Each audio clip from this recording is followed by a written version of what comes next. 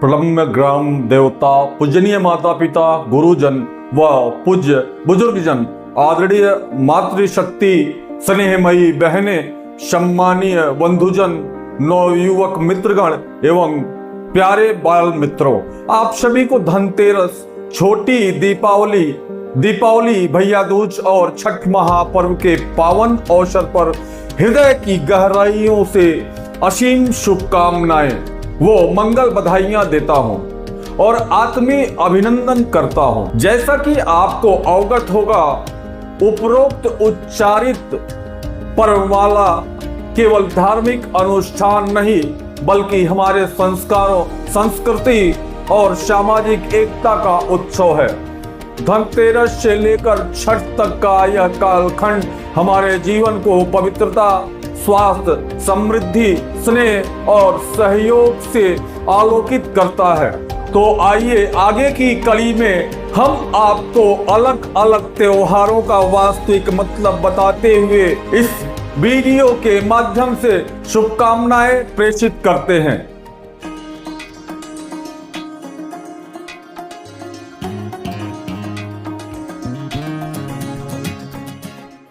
जैसा कि आप सभी लोग इस बात से अवगत होंगे, दीपोत्सव त्योहार की शुरुआत धनतेरस से होती है और यह दिवस हमें यह सिखाता है कि सच्चा धन केवल सोना चांदी नहीं बल्कि स्वास्थ्य, विश्वास और सच्चे रिश्ते का खजाना होता है।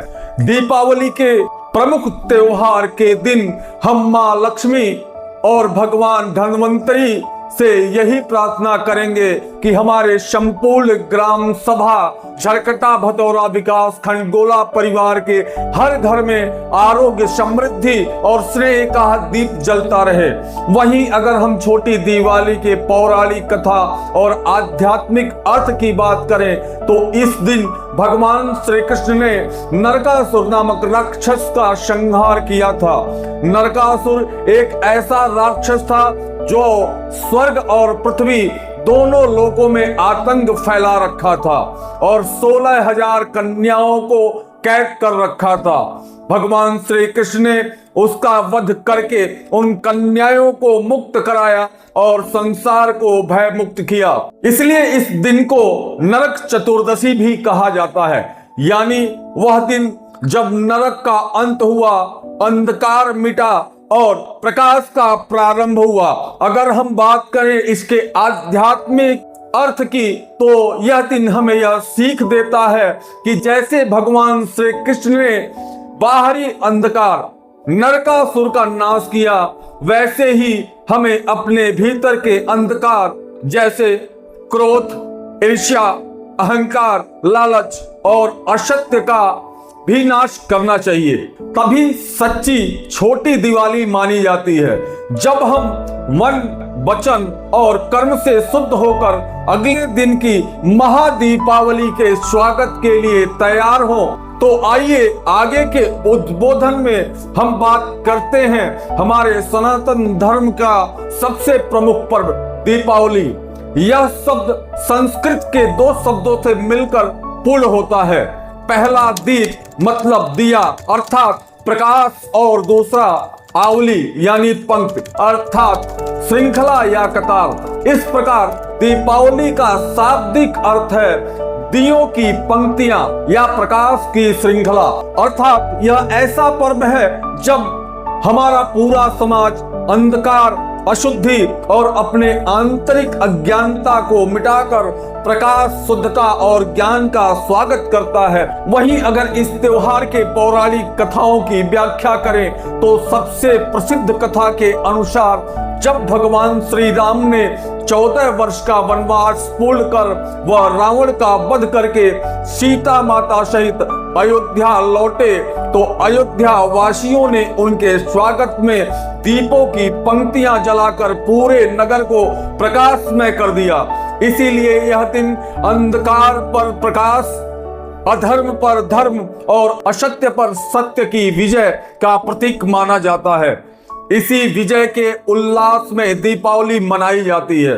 दीपावली की रात्रि को महालक्ष्मी जी का पूजन किया जाता है क्योंकि यह रात्रि कार्तिक मास की अमावस्या की होती है और माना जाता है कि इस दिन मां लक्ष्मी पृथ्वी पर भ्रमण करती हैं और स्वच्छ प्रकाश में सात्विक घरों में प्रवेश करती हैं।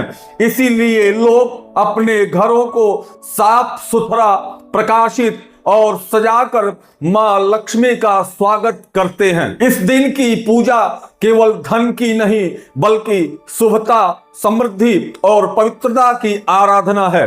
इसके अलावा अगर हम जैन धर्म के मान्यताओं की बात करें तो इस दिन भगवान महावीर का निर्वाण दिवस है और इसीलिए जैन धर्म में दीपावली का विशेष महत्व भी है। इस दिन भगवान महावीर स्वामी को मोक्ष की प्राप्ति हुई थी, इसीलिए हमारा जैन समाज दीप जलाकर आत्मिक ज्ञान और मुक्ति के प्रकाश का उत्सव मनाता है। वही भैया दूज भाई बहन के प्रेम की ही नहीं बल्कि मृत्यु और जीवन के बीच स्नेह, सुरक्षा और आशीर्वाद के प्रतीकात्मक संवाद की है। यह दिखाती है कि प्रेम और सद्भाव मृत्यु को भी निरर्थक बना सकते हैं तथा आखिरी में हमारे संपूर्ण भारत वर्ष सहित पूरे विश्व में तेजी से उभरता हुआ छठ पर्व की भी कुछ परंपराएं हैं जो अपने जानकारी के हिसाब से आपके बीच साझा करने का कार्य कर रहा हूं।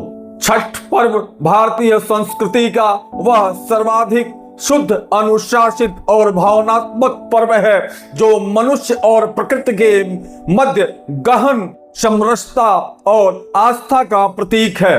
यह केवल पूजा या व्रत नहीं बल्कि जीवन, प्रकृति और सूर्य की ऊर्जा के प्रति कृतज्ञता का भावपूर्ण उत्सव है। यह पर्व कार्तिक मास के शुक्ल पक्ष की षष्ठी तिथि को मनाया जाता है, इसलिए इसे छठी माई का पर्व या सूर्य षष्ठी व्रत कहा जाता है। इस व्रत में किसी पुरोहित या मंत्र की आवश्यकता नहीं होती है बल्कि यह आस्था का सीधा संवाद है। मनुष्य और प्रकृति के बीच व्रती मिट्टी के घाट पर खड़े होकर बिना किसी दिखावे के डूबते और उगते सूर्य दोनों को अर्घ्य देते हैं। यह जीवन के आरंभ और अंत, सफलता और असफलता दोनों को समान भाव से स्वीकारने का प्रतीक है। जब हम अस्त होते सूर्य को भी नमन करते हैं तो हम केवल प्रकाश का नहीं अंधकार का भी सम्मान करना सीखते हैं। मेरी प्रिय ग्राम सभा झरकटा भदौरा विकास खंड गोला के सभी पारिवारिक सदस्यों, हमारी संयुक्त ग्राम सभा झरकटा भदौरा प्रेम, सहयोग और परंपरा का केंद्र है। यह वही भूमि है जहां अपनापन रिश्तों से नहीं भावनाओं से मापा जाता है। इस दीपोत्सव पर हम सब यह संकल्प लें कि अपने गांव को स्वच्छ, सुसंस्कृत और समृद्ध बनाएंगे, अपनी परंपराओं को नई पीढ़ी तक पहुंचाएंगे, शिक्षा, सेवा और संस्कार के दीप जलाएंगे और एक दूसरे की सहायता में सदैव तत्पर रहेंगे। प्रिय साथियों, सम्मानित ग्राम सभा परिवार के सदस्यों, ये बात आप याद रखिएगा, दीपक की छोटी सी लौ अंधकार को चुनौती देती है। उसी प्रकार हम सबका मिलकर किया गया छोटा सा प्रयास हमारे समाज को उजाले की ओर ले जा सकता है।